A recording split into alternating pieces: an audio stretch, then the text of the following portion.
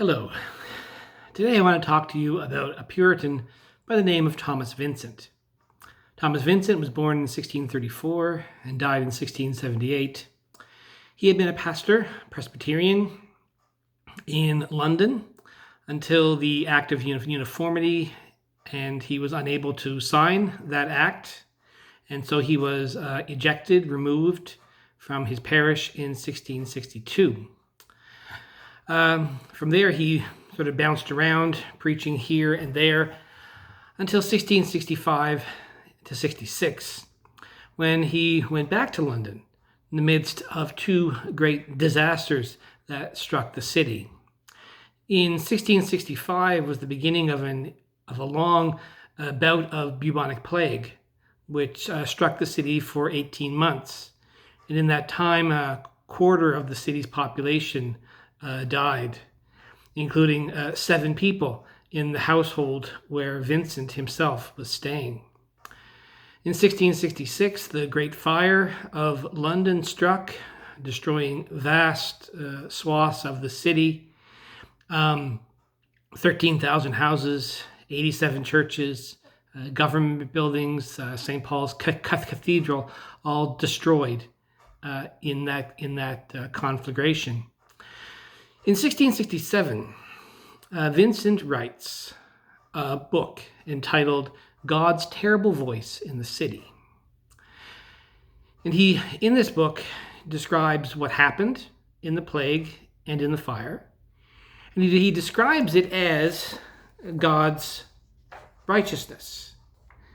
As he says in the very beginning of the book, from Psalm 65, "By terrible things in righteousness wilt thou answer us."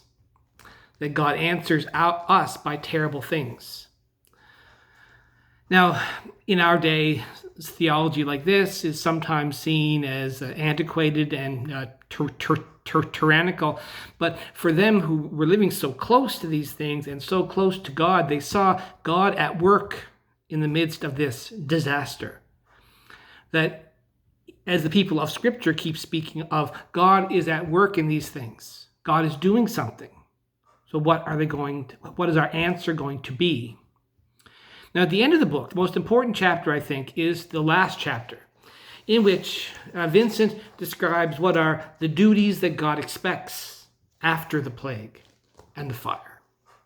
Duties of watchfulness, meditation, discernment, deciding what we need to do as believers in this world because of what has happened to us, plague and fire.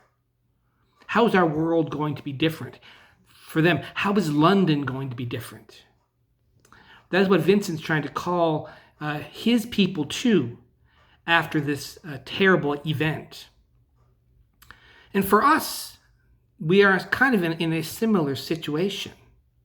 In the midst of this global pandemic, we are currently under isolation and distancing, and we do not know what the world will look like that we're going back to. So in many ways, we need to reflect on a lot of the same things that Vincent's people had to reflect on in 1667. What is the world going to look like that we go back to? What do we keep?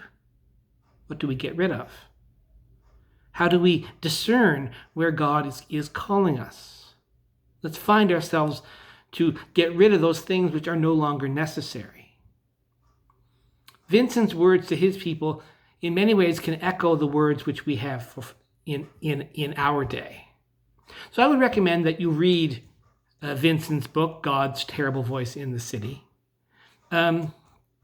Disregard any of the theological questions you may have about the beginning and his doctrine of sin and righteousness and providence. If you want to talk about them, get in touch with me. But focus on those duties, the watchfulness that we need to have, the discernment that we need to have as God's people when we come out of this. After COVID-19, who will we be?